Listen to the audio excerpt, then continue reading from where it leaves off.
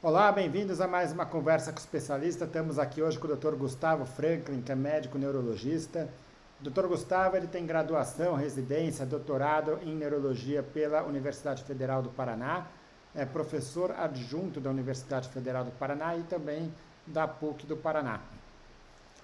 A ideia com você aqui, Gustavo, é discutir hoje a respeito dos transtornos psiquiátricos na doença de Parkinson. Então, primeiramente, bem-vindo e obrigado aí pela sua disposição.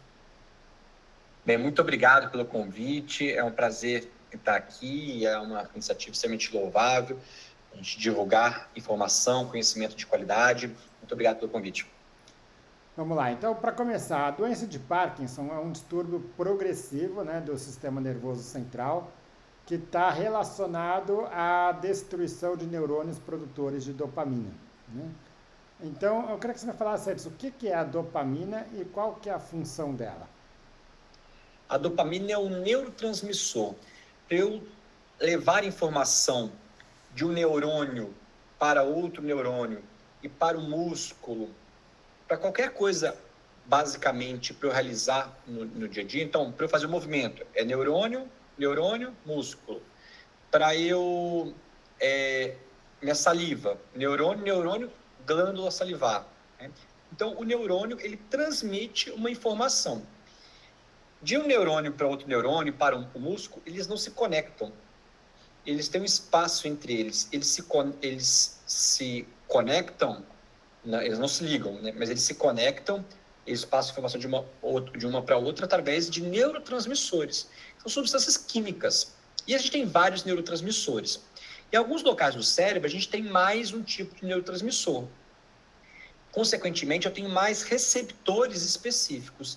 Então, e o neurônio solta aquela substância química, que é o neurotransmissor. Vai se ligar ao outro neurônio, mas na verdade se conecta onde? A receptores daquela substância química. Quais são esses neurotransmissores? A adrenalina, dopamina, acetilcolina, serotonina, são neurotransmissores. Eles saem de um neurônio e vão para outro. Às vezes não é só neurônio para um receptor em um músculo, fazendo uma atividade. Neurônio para o receptor em uma glândula salivar. Então, os neurotransmissores são a substância química que faz a conexão físico-química de uma informação que vai do cérebro para algum lugar, e assim por diante. A dopamina é um neurotransmissor presente em algumas questões, em alguns locais. O primeiro é em relação ao movimento, e o outro é em relação ao comportamento. Esses neurotransmissores têm quase toda a parte do corpo. A gente também tem nos músculos dopamina e até mesmo no trato gastrointestinal, mas predominantemente nesses locais, de modo que quando falta eu posso ter alterações motoras, alterações comportamentais, até gastrointestinais, no caso da dopamina. Ótimo. Bom, e aí é importante a gente entender a função da dopamina e de outros neurotransmissores, porque eles vão estar envolvidos tanto nos sintomas motores, que são aqueles que definem a doença de Parkinson, como em outros sintomas não motores que também estão associados à doença, né? Então, o Parkinson ele é definido por conta dos seus sistemas motores, principalmente a bradicinesia, eventualmente, né, alguns pacientes o tremor, né? Mas que vão ter sintomas não motores e que muitas vezes estão presentes antes mesmo da presença desses sinais motores, ou do tremor e da bradicinesia, né? E aí eu queria entender, quer dizer, qual que é a relação disso com a depressão, quer dizer, na doença de Parkinson? Então, na doença de Parkinson, em última instância, morrem neurônios associados a esse metabolismo dopaminérgico. Então, em última instância, falta dopamina. Essa dopamina era para estar em circuitos que modulam o movimento e em circuitos relacionados ao comportamento, dentre outros circuitos. Então, a dopamina faltante vai levar aos sintomas de lentidão do movimento, rigidez e ou tremor. Um terço dos pacientes não vão ter tremor na doença de Parkinson. Então, faltando dopamina, esse circuito vai ficar afetado, que modula o movimento, levando a eu ter uma dificuldade na iniciação e na projeção do movimento voluntário. Os sintomas que vão ser observados são lentidão e rigidez e ou tremor. Além disso, eu tenho outros sintomas, como você falou, sintomas do comportamento, ansiedade, depressão, distúrbios do sono, dor, que a gente chama de sintomas não motores. Ao longo do tempo, a gente tentou avaliar por que isso acontece. E a gente viu que existe uma evolução característica que foram descritos por um médico patologista chamado Braque e publicados há mais de 20 anos. Ele viu que as pessoas tinham alteração que parecia que começava no intestino. Depois de um tempo ia para o olfato, sono e depois comportamento. Ele colocou que existem pessoas que começam nesse eixo. Aí elas começam primeiro com constipação, anos depois perda do olfato, anos depois distúrbio do sono, anos depois ansiedade, depressão, para depois começarem os sintomas do movimento. Hoje, o nosso entendimento da doença de Parkinson é que existem essas pessoas que começam com alterações intestinais, mas existem outras pessoas que começam, a princípio, no cérebro mesmo. Mas esses sintomas todos tendem a estar presentes em pessoas com doença de Parkinson. Esses sintomas ditos não motores são sintomas associados a outras coisas que não o movimento. Então, os sintomas do movimento são sintomas motores, lentidão, rigidez, tremor. E tem os sintomas que não estão associados ao movimento. Distúrbio do sono, perda do olfato, constipação e distúrbios de ansiedade e depressão. Aí, pode interromper. Pode continuar. E aí a gente viu que, veja, a dopamina está em vários desses processos. Agora, o nosso corpo, ele se adequa, ele se adapta também. Tem as nossas próprias escolhas, nossos hábitos, tem vários fatores ambientais que influenciam todos esses que eu falei agora. Antigamente, a gente pensava que a pessoa estava ansiosa, deprimida, porque tinha uma doença como doença de Parkinson. Mas não. A pessoa desenvolve transtorno de ansiedade e depressão porque faz parte do processo evolutivo da doença. E não é porque eu tenho uma doença e eu fico triste. Isso é importante, porque senão a gente deixa de tratar da forma adequada. A gente fala assim, isso aqui é apenas um luto ou negação da doença. E não é verdade. Faz parte do desenvolvimento da doença. Tende a antecipar os sintomas do movimento, como o tremor, que é muito característico da doença de Parkinson, mas tende a antecipar em anos os distúrbios comportamentais, como ansiedade e depressão. Por isso, a necessidade de tratamento veemente. Ótimo. Bom, normalmente o diagnóstico de Parkinson é feito quando já tem uma perda significativa dos neurônios dopaminérgicos. A gente fala em até 60%, 70% dos neurônios já comprometidos, né? Só que antes disso, muitas vezes o paciente já vai desenvolvendo esses sintomas gastrointestinais, a depressão, né? E muitas vezes isso não é percebido como sendo um problema relacionado ao Parkinson. Primeira coisa, existe algum benefício num diagnóstico mais precoce do Parkinson? E se de alguma forma esses sintomas tem como você olhar e falar, isso aqui pode ser um Parkinson, vamos investigar isso? Sem dúvidas, o diagnóstico precoce e o mais precocemente possível é o nosso objetivo. Agora, quando o paciente não tem sintomas relacionados ao movimento, a gente não é capaz de diagnosticar com doença de Parkinson, mesmo que ele tenha todos os outros sintomas. Perda do olfato, intestino preso, distúrbio do sono, que na doença de Parkinson o principal é o distúrbio comportamental do sono REM. Ansiedade, depressão, sem os sintomas do movimento, a gente não consegue diagnosticar. E muitas vezes, esse paciente que tem esses sintomas não motores, eles sequer vão ao médico, muito menos no neurologista, porque não tem ainda um sintoma neurológico. Mas se fosse o médico, que mesmo que tivesse a suspeita, ele não iria ser capaz de fazer o diagnóstico, porque não é possível pelos critérios atuais. E mesmo que se a gente evidenciar alteração dopaminérgica cerebral, que existe exame, ainda a gente não consegue afirmar que ele vai ter a doença. A gente consegue entender que existe uma grande predisposição. Então, ele não tem o diagnóstico e ele não é capaz a gente não é capaz de assumir que ele vai ter. Hoje tem biomarcadores de alfa-sinucleína no licor, que são o quê? A gente conseguiu avaliar hoje apenas em pesquisa, isso não é comercialmente ainda disponível. A gente viu que existe uma porção do neurônio que quando rompe, que é a alfa-sinucleína, que está presente com doença de Parkinson. A gente conseguiu dosar no líquor, mais ou menos isso, né, através de um ensaio de sementes amplificadas. E quando a gente vê isso, aumenta a acurácia do diagnóstico enormemente. Então, a gente poderia aventar com uma grande acurácia quem vai ter doença de Parkinson nessas situações. Só que isso não é 100%, não é uma realidade atual, e eu não sei se vai ser, justamente por conta do motivo maior. A gente não é capaz de evitar que essa pessoa, mesmo com grande percentual de chance dele vir a ter, de fazer a não ter a doença de Parkinson. Não existe um tratamento capaz de evitar essa progressão atualmente. Então, por esse motivo, a gente não consegue fazer o diagnóstico e ainda que fosse possível, a gente não consegue evitar essa evolução. Ótimo. Bom, a gente falou bastante da depressão. Agora, que outros transtornos neuropsiquiátricos também podem estar envolvidos com a falta da dopamina, com a doença de Parkinson? Na doença de Parkinson, sintomas como ansiedade, então pessoas com transtorno de ansiedade generalizada é muito mais comum que na população geral, pode ser até 3 vezes maior do que na população que não tem doença de Parkinson. Distúrbios de depressão também, mas compulsões, alterações do controle de impulso, que são mais presentes em pessoas com doença de Parkinson. O que é isso?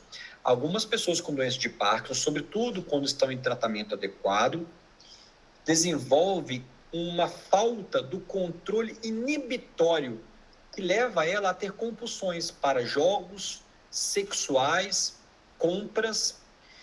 Isso é maior em pessoas que usam alguns tipos de medicamentos, como agonistas dopaminérgicos, mas poderia acontecer com qualquer pessoa tratando para doença de Parkinson, com qualquer tratamento, qualquer remédio, como levodopa, de nome comercial levodopa, Azilect, azargilina, safenamida, xadago.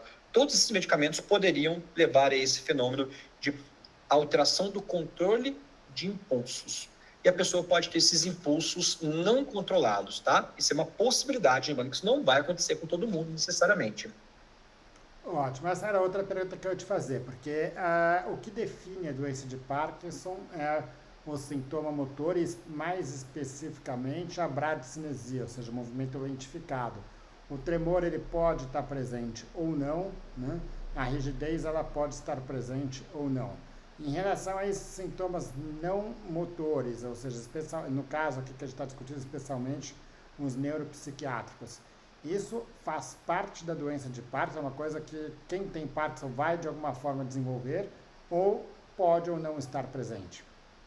Os sintomas motores eles vão estar presentes. Se uma pessoa sem sintoma não motor, então sem nenhum desses sintomas, a gente deve interrogar a doença de Parkinson e interrogar o diagnóstico.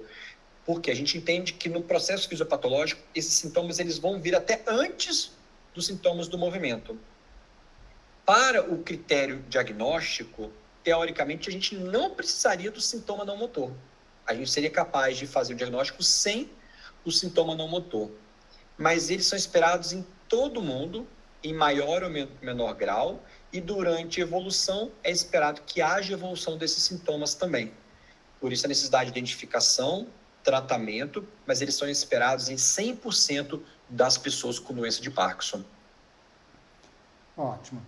Bom, você já deixou bem claro aqui que a depressão, a ansiedade, ela não é um sintoma decorrente de um diagnóstico, né, ou seja, do luto, né, ou seja, aquela pessoa que está percebendo essas limitações por conta do Parkinson e aí desenvolve a depressão. Ela é uma parte da doença, né? Agora, o diagnóstico de Parkinson, as limitações físicas do Parkinson, elas vão levar a sintomas característicos de uma depressão também, independente da questão química, fisiológica, ou seja, como qualquer outra doença que seja impactante, que seja limitante, isso pode levar a sintomas como tristeza, como ansiedade, como, enfim, todos os sintomas que muitas vezes também são parte da depressão. Então, como é que você vai diagnosticar a depressão no Parkinson e falar, não, ó, isso de fato está associado à doença, né? A sua pergunta é extremamente pertinente, acho que é uma questão bem prática mesmo, então é uma excelente pergunta. Agora, a primeira coisa é saber que isso faz parte da doença para a gente poder identificar, mas os critérios são os mesmos em relação a qualquer outro tipo de depressão. E de maneira bem prática também, assim, a gente não nos é tão relevante saber será que ela não teria depressão se ela não tivesse doença de Parkinson, né? Que seria mais ou menos o que você perguntou. Será que está associado ou não? Isso não é tão relevante. Ela tem depressão ou não tem? E os critérios para depressão são os mesmos de uma pessoa sem doença de Parkinson. Então, uma vez identificado, deve-se tratar. A questão maior aí é a gente não incorrer o risco de, às vezes, minimizar e achar que pode ser apenas uma fase do luto e não avaliar adequadamente através de critérios diagnósticos específicos para a depressão e deixar de diagnosticar a depressão. Mas a gente saber se está associado à doença de Parkinson em si ou não, a gente nunca vai conseguir saber. Mas os critérios são os mesmos de qualquer pessoa com depressão e, mais ainda, não esperar que seja apenas uma fase do luto. Como que a gente diferencia em relação a uma fase do luto? A gente tem critérios para depressão, em que a gente espera, tem 6 critérios, em que a gente avalia sintomas cognitivos, comportamentais, até físicos, e associados à alimentação e impacto na qualidade de vida, associados à depressão. E na fase do luto, embora a gente possa ter, a gente tem hoje a gente espera de 3 a 6 meses após um evento que leva a uma limitação, mas não necessariamente o impacto na qualidade de vida. Mas sempre que tiver impacto na autonomia, independência e qualidade de vida, mesmo no luto, a gente vai pensar em tratamento. Então, eu acho que o alerta é diagnosticar adequadamente, usar critérios diagnósticos normais, usuais, mas não minimizar a queixa pensando que isso possa ser passageiro, porque na doença de Parkinson não se espera que seja passageiro. Ótimo. Os sintomas, a depressão é definida por um conjunto de sinais e sintomas, né? Então existem critérios, isso daí a gente não vai entrar aqui, tem uma discussão à parte sobre isso e obviamente depende isso de uma avaliação do neurologista ou do psiquiatra, né? Agora, os sintomas da depressão no Parkinson, eles tendem a ser equivalentes a uma depressão numa pessoa sem Parkinson, ou você tem uma tendência a certos sintomas mais específicos? Eu falei que tem critérios diagnósticos para a doença de Parkinson que a gente pode utilizar. Algumas escalas, como a UPDRS, que é a escala específica unificada para a doença de Parkinson, ela tem uma parte relacionada a sintomas cognitivos e comportamentais. Então, a gente espera que alguns sintomas sejam um pouquinho mais comuns de fato. Então, alterações como melancolia, tristeza, podem acontecer em qualquer entidade associada à questão psiquiátrica, podem apresentar na doença de Parkinson também. A gente pode ter sintomas ansiosos, mas alguns sintomas ansiosos na doença de Parkinson podem vir associados a alterações do controle de impulso, como eu falei, tanto associado a um sintoma ansioso ou separado, mas também com sintomas ou necessidade de urgência, ter que fazer algo, ou também ter que se mexer, ter que estar em alguma atividade. Esses sintomas são comuns e muitos deles têm uma associação também com o tipo de tratamento e o tipo de metabolismo dopaminérgico. Algumas pessoas desenvolvem sintomas muito específicos que estão associados a uma alteração comportamental, mas não necessariamente se encaixam em ansiedade ou depressão.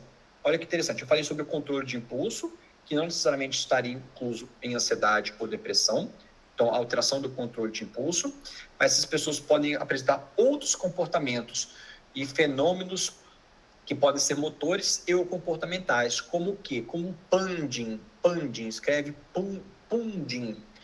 O panding é uma alteração comportamental em que a pessoa tende a mexer em objetos, desmontar objetos, remontar objetos, e isso leva quase sempre a uma necessidade de se movimentar, de estar construindo e desconstruindo. Isso tem uma alteração associada ao mecanismo dopaminérgico. Em geral, acontece quando há uma exposição prolongada à dopamina e pode estar associado a outros fenômenos também de alteração do controle de impulso. Então, não necessariamente isso quer dizer uma necessidade de ter que ficar se mexendo ou de se movimentar ou de ansiedade, mas é uma alteração comportamental muito específica, que a gente chama de PAND. Esses fenômenos podem acontecer mais na doença de Parkinson, é importante que a gente entenda para que a gente possa identificar adequadamente no exame. Ótimo. Bom, o passo seguinte é discutir em relação ao tratamento. Eu não vou entrar na discussão de tratamento da depressão ou da ansiedade, porque aí existem outros conteúdos aí falando sobre isso, é toda uma coisa à parte. No fundo, o processo é mais ou menos o mesmo, né?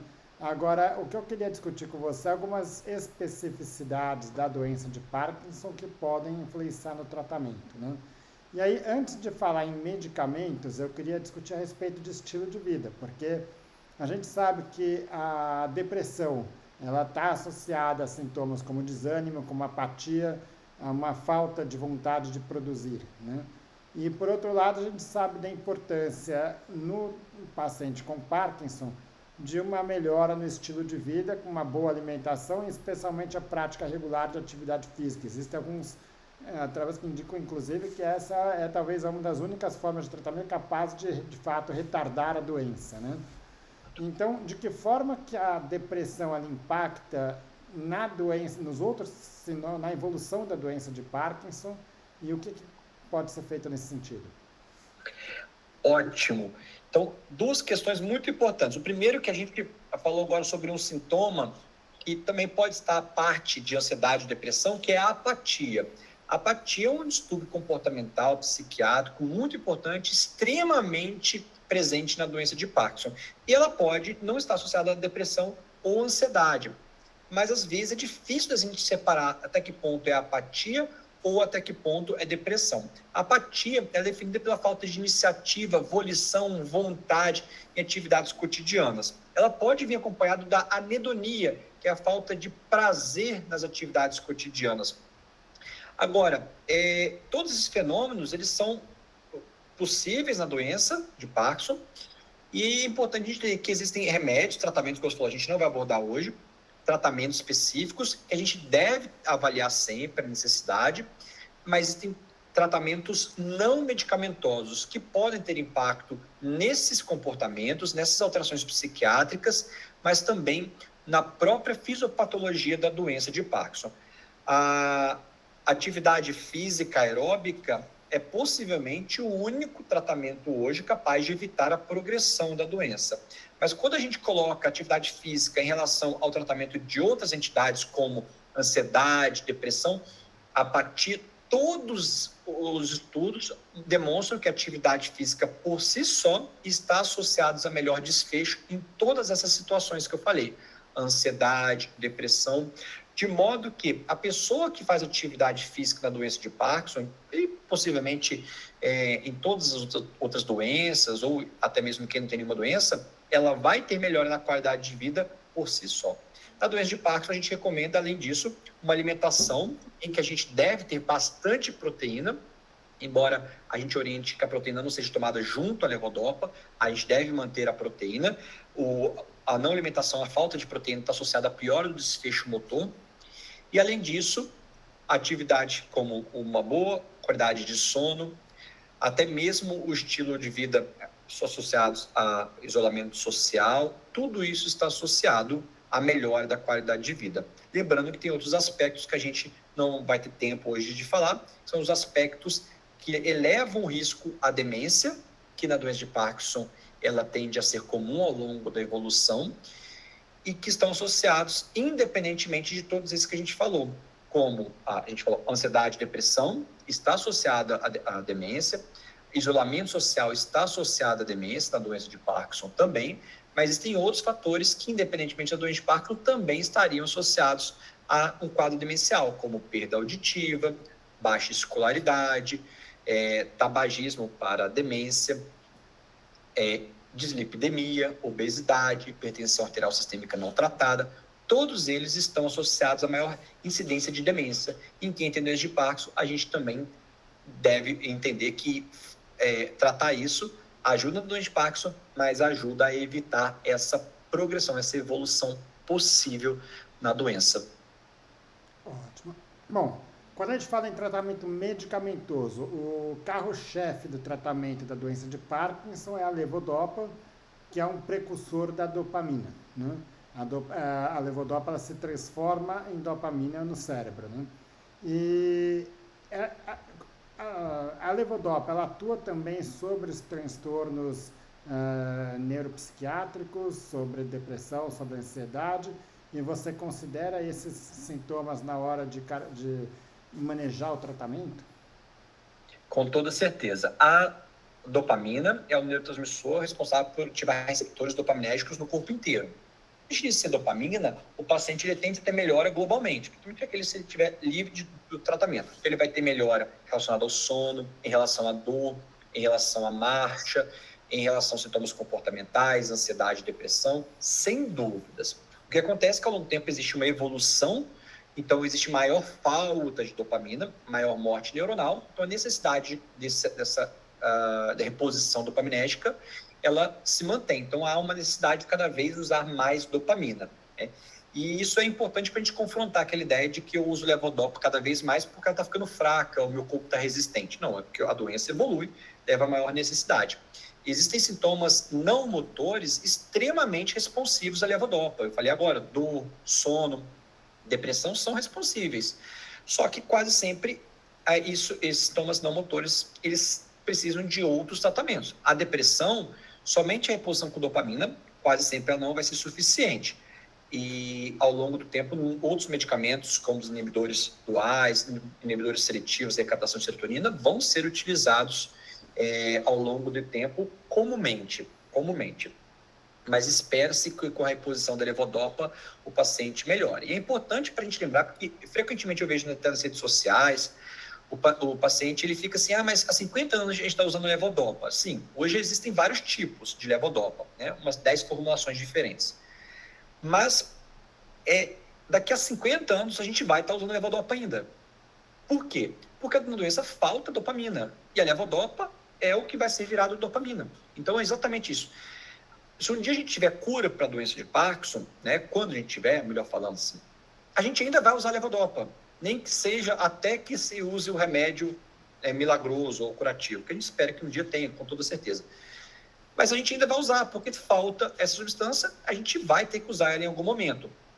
Mesmo que seja por curto período, alguma coisa assim, mas é muito natural. Então, o mecanismo dopaminérgico ausente leva à necessidade de repor a dopamina, que é o neurotransmissor faltante na doença, sem dúvidas. Então, por isso, hoje e há 50 anos, é o carro-chefe no tratamento, absolutamente. Ótimo. Bom, então no paciente com depressão, com ansiedade, com impulsividade, a primeira coisa, o paciente tem que estar com o tratamento da levodopa, o tratamento do Parkinson ajustado, né? Mas isso pode não ser suficiente, geralmente não é suficiente. E aí, fora isso, o tratamento segue os mesmos critérios, as mesmas medicações, a mesma abordagem do paciente com depressão sem o Parkinson, ou tem alguma diferença aí? De maneira geral, a sua pergunta levaria uma resposta de sim, segue a mesma coisa do tratamento da depressão sem a pessoa com doença de Parkinson. O que a gente tem na literatura científica é que alguns remédios têm maior evidência, mas a gente não tem, por exemplo, evidência de que não pode utilizar uma coisa, etc. Então, veja, o que há de maior evidência na literatura científica em relação à depressão da doença de Parkinson são os inibidores duais, sobretudo a venlafaxina. Então, é o que tem de mais tratamento, mais evidência. Não quer dizer que ela seja a melhor, é porque a gente, diante dos estudos que a gente tem, a que tem mais evidência é ela. A gente poderia utilizar, a princípio, qualquer um. Existem algumas questões ali em relação a isso. Primeiro, os medicamentos que têm ação anticolinérgica, como os tricíclicos precisam de... Tricíclicos são os depressivos amitriptilina, nortriptilina. Para ter ação antidepressiva, precisa de doses boas, doses mais altas. Eles têm uma ação anticolinérgica, não são indicados para pessoas acima de 60 anos de idade, porque há risco de confusão mental, bexigoma e outras alterações, intestino preso. Então, a gente tem que tomar cuidado com essas questões. Isso é uma particularidade. Outra, existem pessoas que usam inibidores seletivos de recaptação de serotonina, como a fluoxetina, e desenvolvem parkinsonismo e ou tremor. Então, eu posso ter um tremor desencadeado por inibidores inibidores seletivos de recaptação de serotonina, como a fluoxetina. Então, eu melhoro o tremor. Existem pessoas, até 5%, que desenvolvem parkinsonismo associado a inibidores seletivos de recaptação de serotonina, como a fluoxetina. Então, isso é uma particularidade. Eu não devo usar fluoxetina? Não, pode usar. Se o paciente tiver pior, alguma coisa assim, é importante para você entender que esse processo acontece. E às vezes acontece do paciente chegar a parkinsoniano, às vezes com tremor, e eu tiro a fluoxetina, acaba o tremor, acaba o parkinsonismo, aquela lentidão do movimento, né? Esses tipos de parkinsonismo, que a gente chama de parkinsonismo medicamentoso, existem com outros remédios neurolépticos, anticonvulsivantes, existem outros remédios que podem levar a isso também, antieméticos, antivertiginosos, mas isso deve ser visto como uma exceção e não como uma coisa tão comum.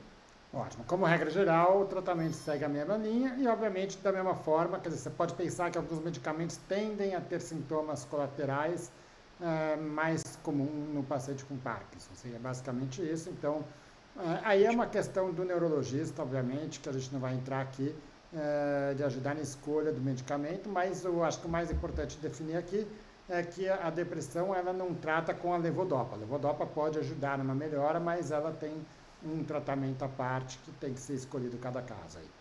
Com toda certeza. Essa seria a conclusão. Ótimo. Gustavo, acho que deu para entender bem aqui. Queria te agradecer mais uma vez a sua disponibilidade e contar aqui com você em outros momentos. Ótimo. Muito obrigado pelo convite mais uma vez. A gente fica sempre à disposição. Parabéns novamente pela iniciativa. Continue firme no propósito. Vamos lá.